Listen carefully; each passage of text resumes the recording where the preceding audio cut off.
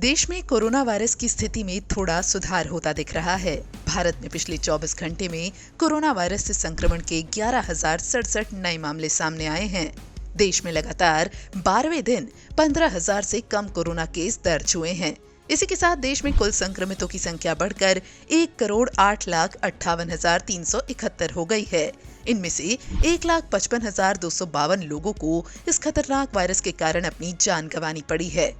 वहीं सक्रिय मामलों की संख्या घटकर 1,41,511 रह गई है। बात करें कोरोना वायरस के संक्रमण को हराकर ठीक होने वालों की, तो पिछले 24 घंटे में देश भर में 13,087 मरीज ठीक हुए हैं और इसी के साथ रिकवर्ड केस की संख्या बढ़कर 1,05,61,608 हो गई है और देश में रिकवरी रेट 97.26% है। भारत में कोरोना वायरस के मामलों में लगातार हो रही गिरावट के बावजूद 2 राज्य ऐसे हैं जहां नए मामलों की संख्या कम होने का नाम नहीं ले रही। स्वास्थ्य मंत्रालय के मुताबिक पिछले हफ्ते देश के कुल नए मामलों का 71% आंकड़ा 2 राज्यों महाराष्ट्र और केरल से आया है। अभी भी 2 राज्य ऐसे हैं, जैसा हमने पिछले सप्ताह भी आपको बताया था, केरल और महाराष्ट्र, जहां देश के कुल एक्टिव केसेस के 71% केसेस हैं। 65,000 से कुछ अधिक केस केरला में हैं और 35,000 से कुछ अधिक केस महाराष्ट्र में हैं। हम आपको ये बताना चाहते हैं कि इस प्रतिशत के भीतर भी वेरिएबल ट्रेंड्स हैं और वो ट्रेंड्स ये हैं।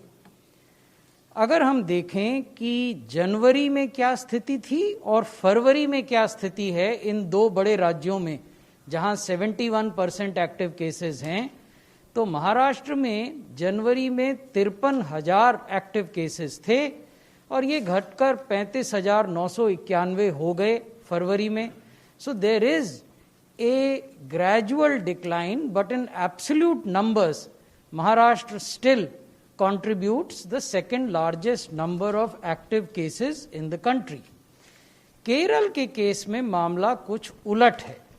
केरल में जनवरी में 64,000 से कुछ अधिक एक्टिव केसेस थे और फरवरी में वो बढ़ गए घटने की बजाय और 65,670 हो गए। हालांकि केरल और महाराष्ट्र को छोड़ दें तो पूरे देश में कोरोना वायरस के मामले तेजी से कम होते दिख रहे हैं।